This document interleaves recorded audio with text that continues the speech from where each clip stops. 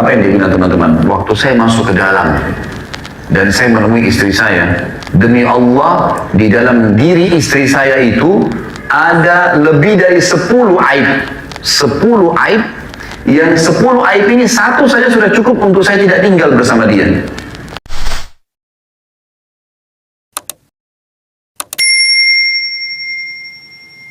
Tiba-tiba dikenal seperti contohnya, saya kasih contoh saja. Ada kisah seorang tabi'in, dia lagi duduk dia dulu sering belajar sama gurunya, sama syekhnya, seorang tabi'in. Dan dia sama dengan teman-temannya. Seperti kalau antum atau kita atau saya juga hadir di dalam halaqah para ulama, misalnya kita hadir di dalam halaqah ulama, kita saling tahu, oh ini si fulan sering datang, si fulan sering datang gitu.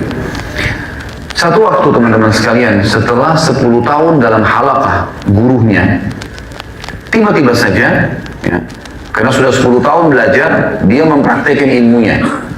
Dia buka halaqah di masjid yang juga sama di tempat gurunya, tapi di waktu yang berbeda, misal beda hari, ya. Ternyata pengajian dia lebih ramai orang datang, membludak sekali, banyak orang datang dibandingkan dengan gurunya. Sampai teman-temannya sendiri hadir di majelisnya karena luasnya ilmu yang dia sampaikan, gitu kan. Dan penampilannya berubah. Tadinya dia miskin, dalam 10 tahun jadi kaya raya luar biasa. Sampai dia itu membiayai semua murid-murid yang belajar dengan dia, dibiayai orang pergi jihad, dibiayai segala macam hal. Ringkas cerita, salah satu temannya di majelis mengatakan, wahai syekh, dipanggil syekh, teman dekatnya, apa sebenarnya rahasianya? Apa yang kamu lakukan? Apa rahasianya sampai Allah memberikan kamu kelebihan ini? Sungguh kami tidak mungkin bisa menjangkau kelebihanmu ini. Tidak bisa kita ini, walaupun sudah sama-sama belajar 10 tahun, tapi kami nggak bisa. Kamu secara penampilan lebih kelihatan kaya, kelihatan lebih segar, kelihatan lebih tampan dari sebelumnya. Kemudian keturunannya banyak, gitu kan. Dia menikah dengan menjalankan sunnah Nabi SAW berpoligami. Kemudian juga dia, teman-teman sekalian, memiliki banyak kelebihan. Di antaranya majelisnya dia mengalahkan jumlah gurunya sendiri. Temannya tanya, apa rahasianya? Apa dia cerita teman-teman sekalian? Perhatikan, dia mengatakan ini kisah nyata. Dia bilang, sekitar 10 tahun yang lalu, waktu kita masih belajar, satu waktu, pernah waktu kalian sudah bubar semua, maka saya duduk di majelis syekh kita. Lalu sementara saya lagi punya banyak pertanyaan yang saya ingin tanyakan karena awal-awal belajar, tiba-tiba ada seorang laki-laki yang kelihatannya tampan, putih, badannya kekar. Kelihatannya orang ini ada juga bekas kekayaan, tanda kekayaan dari pakaiannya, dari penampilannya. Dia mendekati syekh kita, lalu dia berkata, "Syekh, saya mau minta," waktu itu orang bilang imam, "Wahai imam, saya mau minta dari Anda jodoh buat anak perempuan saya. Maka saya minta Anda yang tunjuk." Kata syekhnya, balik ke arah saya, "Kamu menikah?" Dia bilang, "Iya syekh." Karena memang dia belum menikah.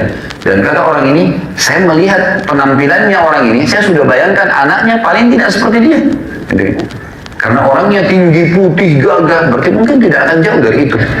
Maka dia bilang, "Iya, saya mau." Tiba-tiba ayah perempuan itu mengatakan, "Baik syekh, saya walinya, saya akan nikahkan sekarang." Panggil 2 saksi, suruh keluarin sesuatu dari kantongnya. Dia bilang, "Saya cuma punya mungkin sekitar 2-3 dirham, saya keluarkan sebagai mahar." Kalimat akad tiba-tiba diucapkan. Udah selesai akad nikah, spontan terjadi begitu. Kata mertuahnya sekarang, "Ikutlah sama saya ke rumah." Kata orang ini, saya ikut ke rumahnya. Rumahnya sangat besar, luas, kaya raya, kelihatan, mewah. Saya begitu bahagia membayangkan itu. Berarti saya akan tinggal di rumah semewah ini. Tadinya saya tinggal di sebuah rumah gubuk kecil, orang miskin, gitu kan. Dia bilang, kemudian saya masuk ke ruang tamu dengan dipan-dipan yang empuk, wah, ruangan yang wangi. Saya betul-betul pada saat itu berbunga-bunga, gitu kan. Kemudian dia bilang, mertua saya mengatakan, "Tunggu sebentar, saya akan persiapkan istrimu." Lalu dia masuklah ke dalam, kemudian setelah beberapa saat dia keluar, dia mengatakan, "Ini ruanganmu, di bawah, istrimu ada di dalam." Apa yang dia bilang teman-teman? Waktu saya masuk ke dalam dan saya menemui istri saya, demi Allah, di dalam diri istri saya itu ada lebih dari 10 aib. 10 aib, Yang 10 aib ini satu saja sudah cukup untuk saya tidak tinggal bersama dia. Matanya rusak, telinganya tuli, ya, rusak kulitnya rusak, sebagian-bagian kepalanya rambutnya rontok, badannya lumpuh, kakinya nggak bisa jalan. Ada 10 aib. Satu saja sudah cukup membuat saya tidak bisa bertahan jadi suaminya. Spontan saya mengatakan saya mau ceraikan. Maka perempuan itu sambil merangkak memegang kaki saya dan berkata, tolong jangan ceraikan saya. Walaupun kau tidak menyentuhku, biarkan aku punya status suami, sehingga aku meninggal bisa mendapatkan surga dari ridho suamiku. Mendengarkan kalimat tersebut, aku teringat sabda Nabi SAW, kalau wanita meninggal, gitu kan, dengan ridho suaminya maka dia akan masuk surga. Maka dia bilang, saya bertahan 10 tahun, tidak ada yang tahu kalau istri saya seperti itu. Bertahan. Melihatnya saja sudah menjadi sebuah beban jiwa. Dia bilang, saya bertahan. Subhanallah, baru saja dia bilang tahun ini, tahun ke-10, istri saya meninggal dunia. Pada saat dia meninggal, Allah yang Maha Tinggi dan Maha Pemurah membukakan untuk saya dunia ini. Di depan mata saya tiba-tiba saya dapat modal, saya bisa bisnis, saya usaha. Mertua saya meninggal, semuanya terwariskan, dibagikan kepada saya, dihibahkan kepada saya sebelum meninggal. Pada saat sudah dihibahkan dia meninggal, maka tidak ada masuk karena tidak ada warisan. Anaknya cuma anak perempuan tadi yang cacat itu. Orang dia bilang saya jadi kaya raya tiba-tiba, kemudian saya tiba-tiba entah bagaimana saya begitu memiliki pemahaman yang sangat luas. Apa yang saya pelajari 10 tahun dari guru kita ini semuanya melekat sehingga saya bisa membuat pengajian. Dan seperti kamu tahu, banyaknya orang datang ini justru setelah cobaan itu datang. Lihat efek daripada balasan teman-teman sekalian. Kadang-kadang Allah Subhanahu wa Ta'ala ingin meninggikan derajat seseorang, tapi dia nggak bisa sampai itu kecuali ada cobaan dulu, baik di dunia maupun di akhirat. Tadi salah satu contohnya saja. Kalau di akhirat teman-teman, ada derajat mungkin di surga, harus kita 100 tahun sholat malam, 100 tahun puasa, 100 tahun baca Quran. Tapi umur kita cuma 60. Tapi Allah mau kita sampai ke derajat itu. Bagaimana caranya? Kita diuji dengan penyakit 10 tahun.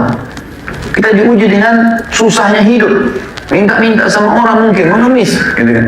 Dan beragam macam cobaan. Tapi satu jawaban teman-teman, selama kita berada di real agama yang benar, maka pastikan kita tetap akan berada di jalan yang benar. Dan juga tetap kita makan, tetap kita minum. Cuma ada cobaan yang sedang berlalu. Dilalui dengan satu kalimat rahasia, yaitu sabar. Baik, saya kasih definisi sabar teman-teman sekalian. Sabar adalah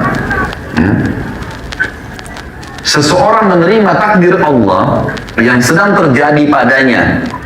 Dia sadari atau tidak sadari. Sesuatu yang sedang terjadi pada seseorang, takdir Allah, dia menerima takdir Allah yang sedang terjadi padanya. Dia sadar atau tidak sadar. Artinya sengaja sehingga terjadi sesuatu atau tidak sengaja sehingga terjadi. Lalu kemudian dia berikhtiar mencari jalan keluar tanpa keluhan. Dan sabar ini masuk kata ulama dalam dua hal. Sabar dalam ketaatan kepada Allah dan sabar dalam meninggalkan maksiat kepada Allah. Masuk dalam dua hal. Baik, sabar yang pertama teman-teman dalam ketaatan Allah. Seperti antum hadir di majelis ilmu, ini butuh kesabaran. Duduk sejam, 2 jam, 3 jam dengarin. Kita pegang itu butuh sabar juga. Tapi ini karena umumnya orang mengetahui dia akan dapat ilmu, dapat sesuatu, maka dia bisa lakukan. Ada sabar teman-teman sekalian yang masuknya ke dalam masalah, dan ini masuk dalam ketaatan Allah ini, masuk dalamnya adalah sabar kalau datang cobaan yang tadi kayak penyakit, kayak cobaan dari pasangan hidup. Ya, kita tahu Nabi Nuh alaihissalam misalnya, cobaan berat adalah istrinya dan anaknya nggak mau beriman. Nabi loh ini 950 tahun mendakwai istrinya nggak mau masuk Islam, nggak mau menganut agama. Bagaimana dengan antum yang istrinya mungkin tadinya belum paham sunnah misalnya? Antum baru sebulan, 2 bulan, baru setahun dakwah terus sudah mengatakan saya ceraikan saja karena nggak mau ikut sunnah. Sabar akhi.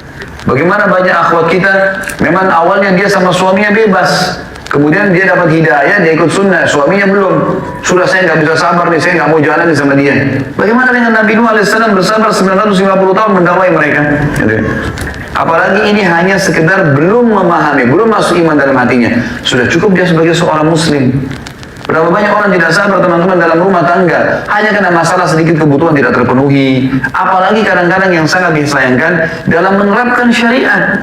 Pasangannya lagi terapkan syariat, lagi sholat di masjid, lagi pergi ke pengajian, atau sibuk dengan jihad di jalan Allah, atau melakukan unsur poligami dalam agama, semuanya dijadikan masalah. Tidak ada kesabaran dalam menjalankan ketaatan Allah. Ini perintah Allah Subhanahu wa Ta'ala. Allah yang memerintahkan satu perbuatan jihad. Ya, setiap muslim harus sabar suaminya pergi jihad, gitu kan? Mengharapkan pahala itu bentuk ketaatan kepada Allah. Si laki-laki juga suami pergi jihad, dia juga harus sabar. Dia jalani itu untuk mendapatkan fadilah sedang Allah janjikan. Begitu pula sabar dalam meninggalkan maksiat. Akan terlintas teman-teman di dalam hidup kita semua, saya dan antum semua, ikhwat dan akhwat semuanya. Tidak ada orang yang tidak terlintas di dalam hidupnya peluang bermaksiat. Pasti terlintas peluang itu. Syaitan akan membuka 1000 cara. Satu gagal, yang kedua, gagal yang ketiga, yang keempat. Dan dia jeli melihat kelemahan seseorang, mungkin bukan di zina misalnya, bukan di lawan jenisnya. Dipindahkan sama dia mungkin cinta harta. Harta tidak, apalah, suka menceritakan aibnya orang lain. Celah mana yang bisa, dia masuk. Dan 1001 jalan untuk dia lakukan agar kita melanggar. Sabar. Tolak ajakan itu. Suruh berzina, tolak. Butuh sabar memang. Duh, ini perempuan luar biasa punya kelebihan. Lagi ngajak saya berzina, ngajak kenalan, ngajak ketemu. Tapi agama larang. Sabar. Harus kokoh. Nggak boleh kita jebol di situ, gitu kan? Karena memang akan ada hasilnya ya. Sabar dalam menahan itu, nanti efeknya. Dan umumnya ulama mengatakan, sabda Nabi SAW, al-jaza min jinsil amal, balasan akan datang sesuai dengan kadar perbuatan seseorang. Kalau cobaan kita, terbuka pintu maksiat teman-teman sekalian. Kemudian itu dari lawan jenis, berarti Allah akan mudahkan kita, kalau lulus di situ ya, Allah akan berikan kita balasan kebahagiaan dengan lawan jenis, tapi dengan halal, pernikahan. Kalau cobaan di harta, kita ada kesempatan setan bukain peluang untuk buat nota palsu, untuk mencuri, untuk rekayasa data, untuk A, B, C, atau kerja di tempat haram dengan gaji yang besar. Sabar, akhi. Jangan terima, nggak boleh. Haram-haram. Nggak boleh ukhti, gitu kan. Boleh kerja tapi buka cadarnya, atau buka jilbabnya, atau A, B, C. Tinggalkan. Sabar. Ujung-ujungnya yang kita sedang tinggalkan, kalau kita sabar terhadap harta, harta akan datang. Ini sudah jelas, janji Allah ini, gak mungkin salah. Kata Nabi SAW tadi, balasan akan datang sesuai dengan kadar perbuatan seseorang. Ini jelas sekali ini, gak mungkin salah. Wahyu gak mungkin salah.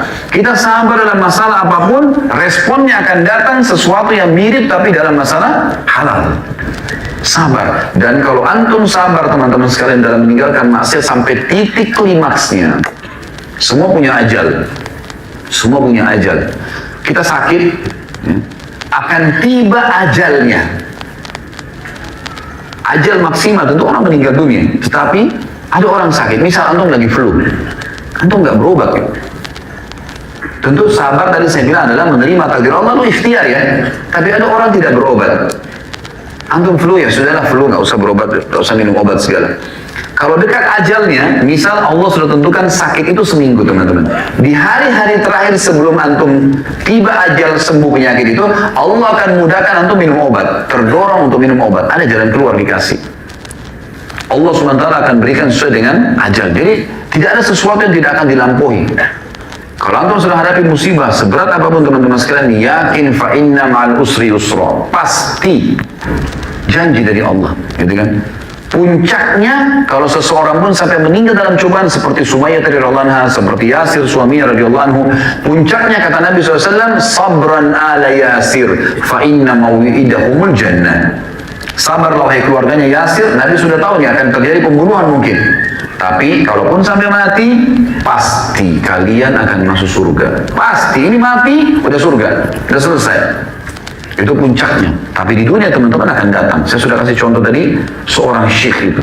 Dan banyak sekali kasus seperti ini, subhanallah. Hampir rata-rata para ulama, para teman-teman dai-dai yang kita kenal gitu kan, itu kalau subhanallah kita duduk dengerin ceritanya, ada aja cobaan yang diceritain sama dia. Kalau kita sebutkan kira-kira seperti apa masalahnya, ada sesuatu yang antum hadapin. Kalau dia mau jujur atau dia mau ceritakan, maka dia akan ceritakan sesuatu mungkin tidak masuk di benak kita teman-teman sekalian. apa yang telah terjadi pada mereka. Cobaan demi cobaan yang sangat berat, tapi karena mereka sabarin, terima sebagai takdir Allah, kemudian dia ikhtiar sesuai dengan hukum Allah yang terjadi, gitu kan? Maka insya Allah akan ada hasilnya, pasti.